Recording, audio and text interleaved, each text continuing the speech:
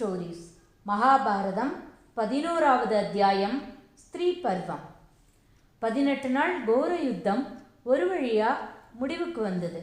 ஹஸ்தினாபுரத்தில் சஞ்சயன் மூலமா திருதராஷ்டிரன் நடந்து போன துயர சம்பவங்களை தெரிஞ்சுட்டு ரொம்ப சோகத்தில் மூழ்கிடுறான். ஹஸ்தினாபுர நாடே துயரத்திலையும் துக்கத்திலையும் மூழ்கி இருந்தது.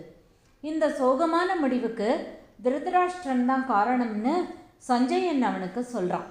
ஆனால் அதை திருதராஷ்டிரன் ஒத்துக்கலை. அப்போது வியாச பகவான் அங்கே வந்து நடந்தது எல்லாமே விதிப்படித்தான் நடந்ததுன்னு சொல்லி அவனுக்கு ஆறுதல் சொல்கிறாரு. மேலும் அவன் போர்க்களத்துக்கு போய் இறந்து போன அவனுடைய 100 புதல்வர்களுக்கும் ஈமக்கடன் செய்யணும்னு சொல்கிறாரு. திருதராஷ்டிரனும் அதுக்கு சம்மதிக்கிறான். 13 ஆண்டுகள் கழித்து பாண்டவர்கள் ஹஸ்தினாபுரத்துக்கு வெற்றி வீரர்களாக திரும்பி வர்றாங்க. அவங்க நேராக திருதராஷ்டிரனை போய் பார்த்து ஆசி வாங்க வர்றாங்க. ஆனால் அவனும் தன்னோட புதல்வர்களின் மரணத்தினால ரொம்ப துக்கத்தில் இருந்தான். கிருஷ்ணர் யுதிஷ்டிரனை அவன்கிட்ட ஆசி வாங்க வைக்கிறாரு. அதுக்கப்புறம் பீமனை அனுப்புறதுக்கு பதிலாக அவனை மாதிரியே செய்யப்பட்ட ஒரு இரும்பு பொம்மையை திருதராஷ்டிரன் கிட்ட அனுப்புகிறாரு. தன்னோட 100 புதல்வர்களின் சாவுக்கு ஒரே காரணம் பீமன் தான்னு நினச்சி ரொம்ப கோபத்தோட பீமனை கட்டி பிடிக்கிறதா நினச்சி அந்த இரும்பு பொம்மையை திருதராஷ்டிரன் கட்டி பிடிக்கிறான். அவனோட முழு பலத்தையும் உபயோகப்படுத்தி கட்டி பிடிச்சதால அந்த இரும்பு பொம்மை உடஞ்சி நொறுங்கிடுறது. உடனே தன்னோட தவறை நினச்சி வருந்தி பீமனை தான் கொன்னுட்டதா அவன் அழறான். அப்போ கிருஷ்ணர் அவனை சமாதானப்படுத்தி அவர் என்ன செஞ்சாருங்கிறத சொல்கிறார். அதை கேட்ட திருதராஷ்டிரன் மனம் மாறி பீமனையும் மற்ற பாண்டவர்களையும் ஆசீர்வாதம் பண்ணி அனுப்புகிறான். அதுக்கப்புறம் அவங்க தங்களோட பெரியம்மாவான காந்தாரியை பார்க்க வராங்க. அவளும் தன்னோட எல்லா புதல்வர்களின் மரணத்துக்கும் பீமன் தான் காரணம்னு நினச்சி அவன்கிட்ட ரொம்ப கோபப்படுறான். துச்சாதனன் மரணத்துக்கும் துரியோதனனுடைய சாவுக்கும் பீமனோட நெறித்தவரைய சண்டை முறை தான் காரணம்னு சொல்லி கோபப்படுறான். ஆனால் அதுக்கு பீமன் 13 வருஷத்துக்கு முன்னாடி ஹஸ்தினாபுர சபையில் நடந்த பழிவாங்கும் செயல்கள் தான் இதுக்கு மூல காரணம்னோ, திரௌபதி அவமானப்படுத்தினதுனால தான் அவங்களுக்கு இந்த கொடூரமான சாவு ஏற்பட்டதுன்னு சொல்கிறான். மேலும் இதை அன்னைக்கே சபையில் இருந்தவங்க தடுத்து நிறுத்தி இருந்தால் இந்த அளவுக்கு ஒரு மோசமான முடிவு வந்திருக்காதுன்னு சொல்கிறான்.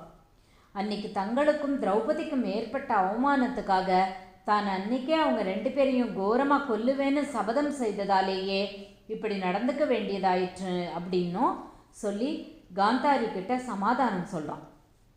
அவனுடைய இந்த நியாயமான விளக்கத்தினால சமாதானமான காந்தாரியும் மனம் மாறி பாண்டவர்களையும் திரௌபதியையும் ஆசீர்வாதம் பண்ணி அனுப்புகிறான்.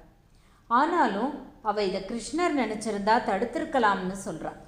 அதனால் அவர் மேலே கோபமாகி கிருஷ்ணர்கிட்ட எப்படி தன்னோட குருவம்சத்தோட அழிவு ஏற்பட்டதோ அதே மாதிரியே கிருஷ்ணரோட விருஷ்ணி வம்சமும் கூடிய சீக்கிரமே ஒட்டுமொத்தமாக அழிஞ்சு போயிடும்னு சாபம் கொடுக்குறார். கிருஷ்ணரும் காந்தாரியோட கோபத்தில் இருந்த நியாயத்தை உணர்ந்து அவகிட்ட தான் இந்த சண்டையை நிறுத்துறதுக்கு பல வகையிலையும் முயற்சி செய்ததாகவும் சொல்கிறாரு.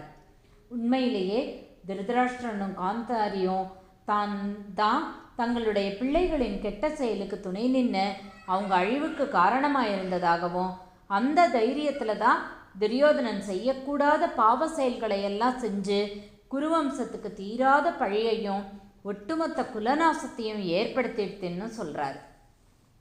ஆனாலும் காந்தாரியோட சாபத்தால் விருஷ்ணி வம்சம் அழிய போகிறதுங்கிற உண்மையை தெரிஞ்சு அதை ஏற்றுக்கிறாரு கிருஷ்ணர். பாண்டவர்களும் கிருஷ்ணரும் அதுக்கப்புறம் குந்தியை போய் பார்த்து ஆசீர்வாதம் வாங்குறாங்க.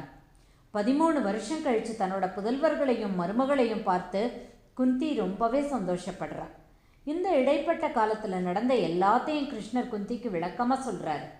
அதுக்கப்புறம் விதுரர் மற்றும் சஞ்சயனுடைய மேற்பார்வையில் திருதராஷ்டிரனும் யுதிஷ்டிரன் முதலான பாண்டவர்களும் யுத்த பூமிக்கு வராங்க.